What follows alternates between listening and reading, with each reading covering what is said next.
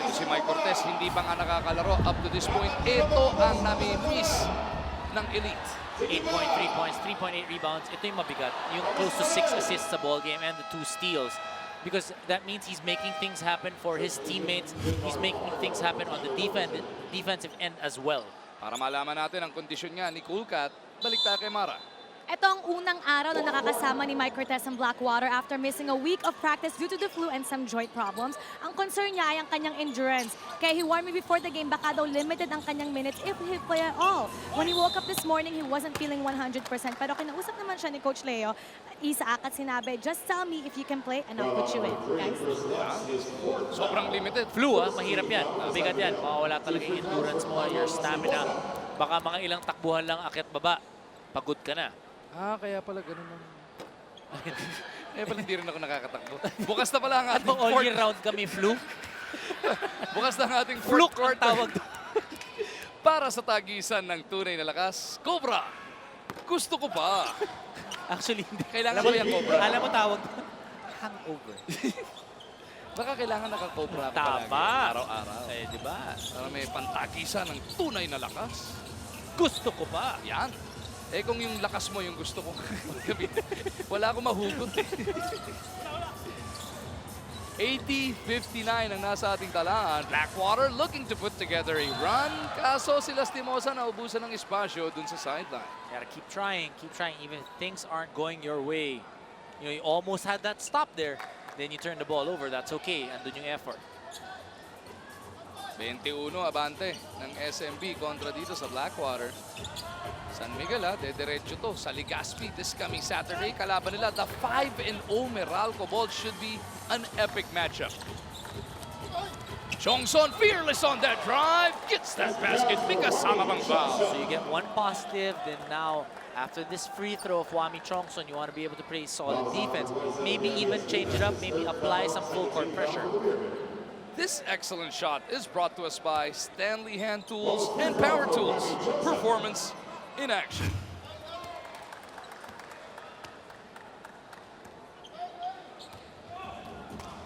Kanina pa tayo nag-iimbita sa Legazpi para sa laro ng Meralco at San Miguel. Sa Sabado naman, ang Blackwater sa Linggo rather, will be at the Smart Araneta 3 p.m. ang kalaban nila, Global Port Batampier. And kung hindi makakakambak dito na matindi ang Blackwater, matinding matchup yun. Kasi kung hindi makakagawa ng paraan dito Blackwater, babagsak sila sa 2-3. Yung Global Port 2-3 din yun. So kung sino man nanalo doon, makakatatlong panalo at makakaangat. It will be basically part of the 8, di ba? Halfway through the elimination round. Siyempre, itong Blackwater, gusto nilang maghanap pa rin ng paraan in this fourth quarter. Sabi ni Alex, wag na lang. Hatid sa atin yan ng Oppo F1 Selfie Expert. Wide open 3 by Alex Cabagnot. Nobody getting the guy with the basketball. Sena with the leather. Pupunta sila dito kay De La Cruz. From the left side, it is Chongson. And Wami lights it up as well. Hatid pa rin sa atin ang Oppo F1 Selfie Expert. 6 points now for Wami Chongson. Bright spot for Coach Leo Isaac. Cabagnot, babawi ba ulit? Ilalapit muna ng Bagya all the way to the cup. Ang dali di ba? Dali makabawi nitong San Miguel. Blackwater, you know, obviously not a great shooting night for them, but I really feel the defense is what they need to up on.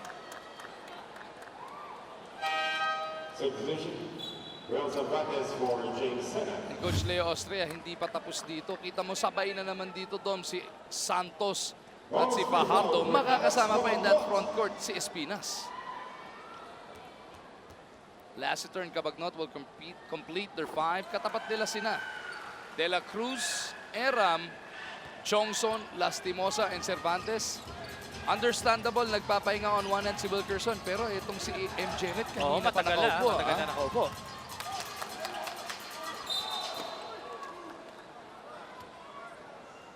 Foul number 29, Arwin Santos, his second foul, 13th foul for San Miguel. 2 free throws for Arthur De La Cruz. Look at Carlo Lastimosa at midcourt, pulling together the rest of their 5 habang nagpi-free throw. Ito si De La Cruz.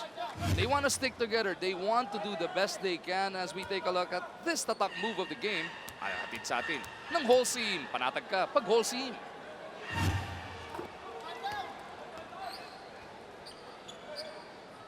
And that speaks of character doon. Pagka sigurado naman sa playing career mo, coaching career mo, nakadaan ka na rin ng mga ball game na kayo naman yung medyo nadihado na balugtog doon. To keep yourselves together as a team, to really try your best to do positive things on the floor, yung character mo yung nagiging question And doon. you stay positive because mahirap yung tambak na kayo tapos nagkakasisihan pa. That's one thing that you really don't want to happen and put your head down and lose because of a lack of effort. And, you know, there's still, 9 minutes and 19 seconds. You don't want this game to be over. You want to be able to fight all the way up to the end. Regardless kung abutin nyo o hindi, basta yung sa sarili nyo, execution nyo, yung importante, no? And, alam mo, liken it dun sa, di ba, pagdating sa ensayo, meron mga mahirap na drills na pinapagawa. You don't want to give up in the end. Meaning, kunyari, papatakbuhin kayo ng wind sprints na 30 seconds. Hindi ka mag-give up dun sa 25 seconds, di ba? You want to try and push it all the way, even, especially when it's very difficult already. That is how you get better, actually. Hindi pa pwedeng petics para mas umayos.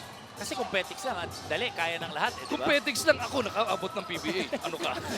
Eh di ako, umabot ako dito. Espinas doon sa loob. Kaya nga the best of the best lang ang pwede. 92-69. Ibang klaseng second half ang pinakita sa atin ng San Miguel Beermen. At yun yung may binanggit ni Coach Leo Austria even before their first game in Binyan, ano? Hopefully, yun nangyari sa kanila noong nakaraan taon where they ended up 9th and on the outside looking in or nanonood na sa TV ng playoffs.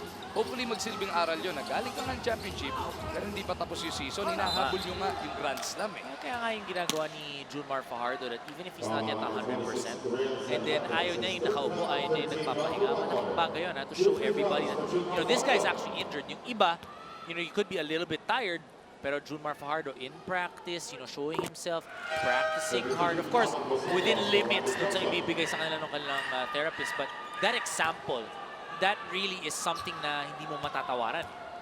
Dahil nga itong San Miguel yung nag-champion ng Philippine Cup, sila nga lang yung may pagkakataon na makasungkit ng Grand Slam sa taon na to. It's way too early, of course, to talk about this. Pero Siyempre, para maka-Grand Slam ka, kailangan makuha mo yung pang-una. Duna, di ba? And ito, magko-concentrate ka sa pangalawa. Eh, last year, nakuha nila una't pangatlo. Sumabit sila nung pangalawa. San Miguel, although they have 22 championships in their franchise, the most in the PBA's history, meron silang isang Grand Slam back in 1989. Eh, yung Crispa kasi nakadalawa eh. Oo. Alaska has one. Yung San Mig Pure Food Star has one, that franchise. Itong San Miguel mayroon isa. Gusto nila syempre makipagsabayan doon sa kasaysayan. Since they're still here in the PBA, di ba? Pwede sila makadalawa, tapos move on to, you know, shoot for number 3 as well.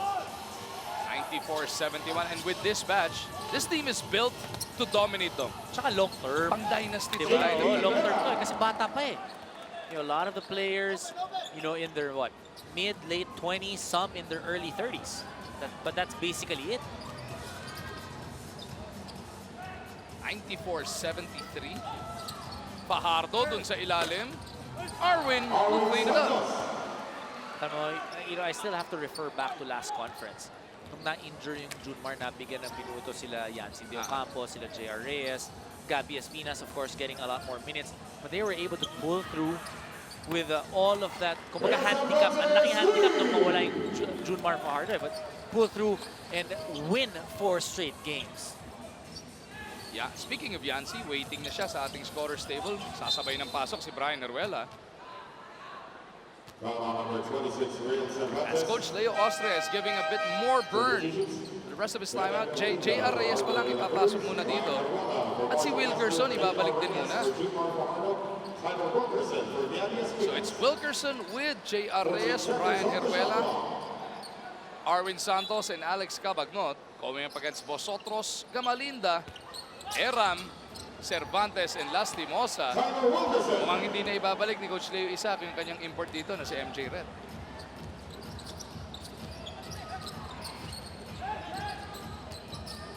Next game nga nila is this coming Sunday. Be interesting. anong mangyayari in the next few days. As Cervantes is blocked. Pero hindi daw. Pababa na raw yung bola. It's a goaltending violation. But you like how Wilkerson, technically, pwede niya nang pabayaan yun di ba? But still went up for it.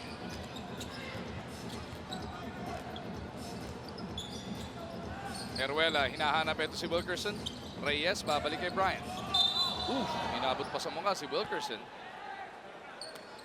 Foul on number 7, JP Era. That's his 4th foul. 5-team fouls. Ayot marino dito si JP Era. He has kept himself out of foul trouble, although extended the minutes niya. Pang-apat na personal niya. Cabagnot swinging it over to Reyes. JR could not get himself on the board. On the run, it is Cervantes. Took it strong against Cabagnot. Real Cervantes, one of those players, undersized 4, and moved to the 3 spot, really finishes the break well. 98-80, 18 abante ng SMB. Wala na pong 6 na minuto natitira sa ating first game. Mamaya po pagkatapos ng Action Prime, it is gonna be Barangay Ginebra San Miguel taking on the Mahindra Enforcers. Barangay Ginebra is at 2-2, Mahindra is at 3-1. Both expansion teams, Blackwater and Mahindra, off to good starts this conference.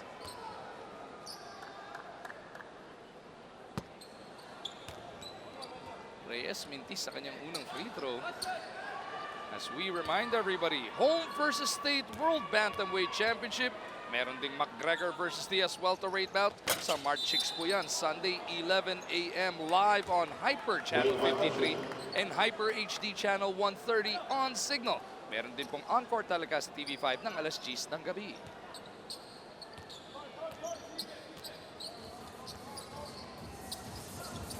Shout count natin so far, it is still Junmar Fajardo leading everybody. Lastimosa, Wilkerson, and Santos follow him. Sports5.ph po, talaw lang tayo para mabilang ang ating mga shout. Lastimosa kisses that one off the glass. Really interesting that Coach Leo Isaac did not bring back his import. I really feel na mukhang ginagamit niya tong lesson dun sa mga locals. Being able to, keep together. Play against a quality team like San Miguel, get that run. It should serve them, di ba? Play against better competition. It should serve you well as you go along in the tournament. Tsaka makikita mo yung magiging reaction ng bawat manlalaro. If they'll put their head down, if they'll quit, or if they'll keep on fighting. Ba't ang ganda ng ngiti mo, Dom? Why is your smile different? Huh? Kasi naman, katabi ko Katabi mo ba? Si Roy Lopez. Yan.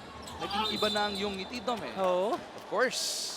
Binibining Sam Pinto, magiging guest. Ang ganda. Mamayang halftime ng second game sa Sports 360 Blitz. Walang BBTU dito sa TV5. Napakaganda ng laro ng San Miguel Beermen. Papalipas ka talagang traffic Tambay ka muna Ynares. Tsaka masarap yung pagkain sa Prod Room. Okay. Yun lang ang dahilan mo. Yun. Oo naman. Okay. Of course, it is gonna be sina Attorney Charlie Cuna and Coach Ryan Gregorio who will be delivering you Ginebra versus Mahindra later on. Di ba sabi ni Coach RG meron daw? Sabi niya.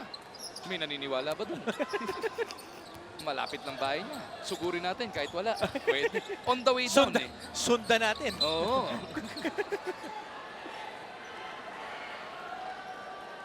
Nangyari doon? Foul. Cervantes napituhan kontra dito kay Wilkerson. And that'll mean good night para dito kay Real. Babalik kaya ni Coach Leo? Hindi.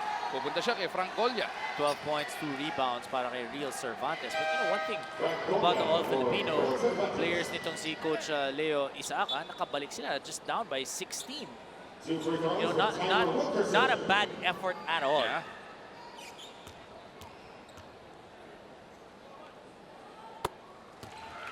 Wilkerson takes care of first. Ano yung pinakamalaking pagkakaiba nung first half kung saan, lalo yung first quarter, puro lead change after lead change tayo. Hanggang halftime, pipito lang ang lamang ng SMB. Ano yung nangyari nung third quarter at nagkaganito tayo? Well, yung first 2 quarters kasi itong San Miguel Beermen, they were not really moving the ball as quick. They were moving it pero hindi mabilis, not snappy yung movement. That's why they were getting their points off those offensive rebounds. Nandun naman yung effort, especially with Tyler Wilkerson. But when they maximized their talent, meaning they went into high gear, they tried to attack the basket, they went to the mismatches, they got open looks all of a sudden from the three-point line, especially itong si Wilkerson knocking down threes. And then guys like Cabagnot also knocked down threes. Marshall Lassiter got threes. And then they also made some stops, got easy baskets on the fast break. Oh, nung first half, ano yun? 0 fast break points. Diba?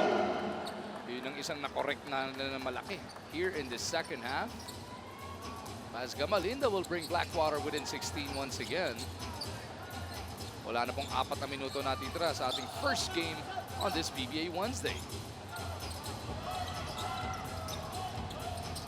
Cabagnot from top of the key. Going down the middle. Santos couldn't get the putback. Golia to Vosotros. Lastimosa contra Heruela. Two guys that were essentially traded for each other. 16 points now for Lastimosa. And don't look na, 14 na lang to. Oo. Kaya si Jun Marfardo, ibabalik ni Coach Leo Austria. They don't want to take a chance here as Wilkerson will miss. Golia will clear it, and the Blackwater lead can threaten with a basket here.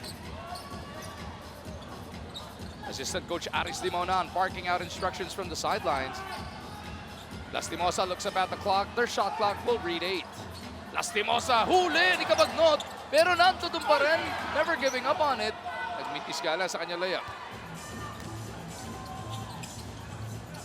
Heruela is open.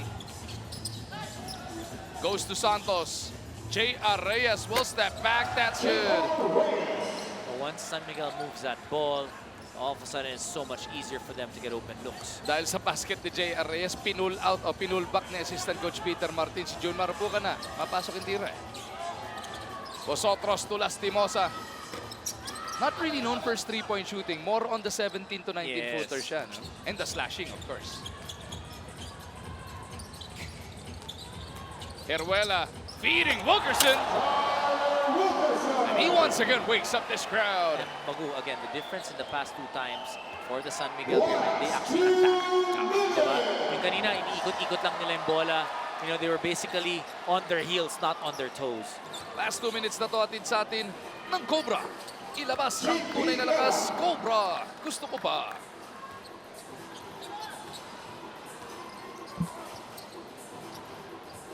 SMV will be moving up to 2-1 sa ating team standings. Could have actually been 3-0.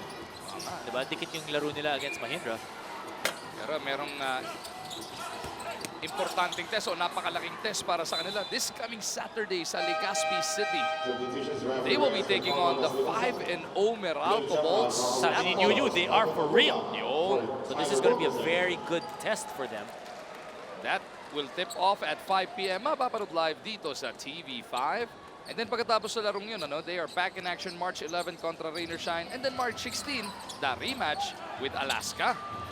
And then nabanggit na natin ang Blackwaters. Gonna be back March 6 versus Global Port, March 13 versus Ginebra, and March 18 contra Meralco.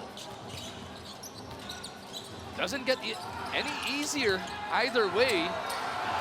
Wow, what a great move by Mike Mabula. Kita mo yung confidence, di ba? And that's what happens also. You know, if you're part of a team like San Miguel, gagaling ka kahit sa ensayo kasi nakakalaban mo yung pinakamagagaling din sa liga. Na-activate si Mabulak dahil injured si Tubit. Pero yun nga, araw-araw sa ensayo, kaharap mo itong mga to. Eh pagka ba naman di ka talaga lumakas sa looban? Tsaka mag-elevate yung performance mo. Because of the quality of players that you play with game in, game out. May kahawig daw, sabi ng FD nating si Vanessa. Sino? Si Michael Mabulak, may kahawig Sino? daw. Sabihin ko ba? Ang magalit producer natin, si YouTube Bidjar. Pwede? Uso ngayon sa internet yun. Ikaw magsabi para ikaw pagalitan. Pakita ka. Rafi Reyes buries a 3. Heruela over at the other end. Fouled. Foul number 4, Rafi Reyes. That's his second foul. Habang mag-free throw, no? Kamustahin natin lahat ng nanonood sa atin sa lahat ng sulok ng Pilipinas. lalong-lalo na mga nasa Malabon sa Barangay Tinajeros, sina Cap Alvin Manyalak. Kamusta kayo dyan? Palagi nakatutok yan. Lahat ng game, first game, second game, weekend, weekday, nakatutok ang mga Malabon yan sa Syempre, PBA. basta ikaw ang nagko-cover. Kapitbahay, Kalokan kami. Hindi naman ako taga Malabon. Kalokan. Kaya first game, second game. Yan. Rafi Rafi Reyes buries another 3. Something to take into the next game, though. Well, you know, you like how the locals were able to make a run off their own para dito sa Blackwater. And, you know, hopefully by then, Mike Cortez will be 100%. So they'll have their even better locals going into that basketball game. And they'll have to sort out ano yung nangyari dito kay MJ Ret. Whether it was just a coaching decision of Coach Leo Isaac or really something that, you know, he may be feeling under the weather or something. Kalahating segundo natitira sa ating first game, SMB. Titira pa ba sila? Ayun, si Semerad. 108-96 is our final score. Ang San Miguel po makukuha ang kanilang ikalawang panalo sa ating 2016 Oppo PBA Commissioner's Cup.